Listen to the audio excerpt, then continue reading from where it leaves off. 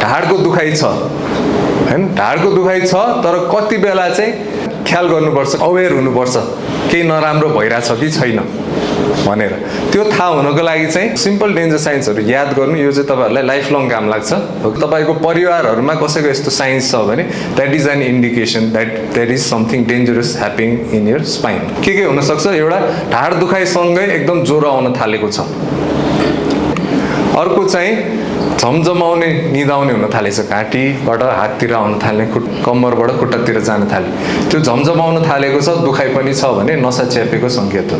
एकदम severe pain हुन थाल्यो, निहुरिन उठ्न नसक्ने, खाटबाट उठ्न नसक्ने, हिँडुल गर्नै नसक्ने अवस्थामा ढाड दुख्न थाल्यो भने त्यो सिरियस हो। दिशा पिसाब कन्ट्रोल हुँदैन, ढाड दुखाइ पनि छ, पिसाब आएको थाहा नहुने, पिसाब नजाने, धेरै कन्दाखेरि पनि नजाने, आफै चुइने, थाहा नहुने, दिशा पिसाबमा हुन थाल्यो भने त्यो नसा बेसरी च्यापेको हुनसक्छ।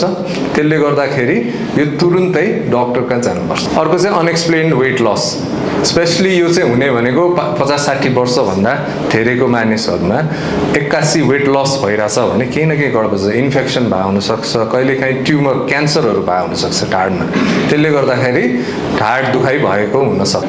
6 हप्ताभन्दा धेरै ढाड दुखाइ कन्टिन्युस भइरहेछ तपाईँहरूमध्ये, अदरवाइज फ्यामिलीमा कसैको 6 हप्ताभन्दा धेरै ढाड दुखाइ छ भनेर भन्यो भने द्याट इज नट नर्मल। आजकल चाहिँ अब तपाईँको मोबाइल फोन्सले गर्दाखेरि यङ एजमा पनि देखिरहेछ, तर युजली हामीले के भन्थ्यौँ भने 18 वर्षभन्दा कमको उमेरमा र 60 वर्षभन्दा धेरैको उमेरमा 81 ढाड दुख्न थाल्यो भने there might be something serious. सानो काम गर्न थाल्यो, घाँटी दुखाइ छ, हातको फाइन कामहरू गर्न नसक्ने, बटनहरू लाउन गाह्रो भयो, ह्यान्ड राइटिङ बिग्रियो, सिग्नेचर बिग्रियो, त्यस्तो कन्डिसनमा मोबाइलहरू फोनहरू समात्दा, ग्लासहरू समात्दाखेरि आफै झर्ने, त्यस्तो हुन थाल्यो भने चाहिँ नसा च्यापेको सङ्केत हो।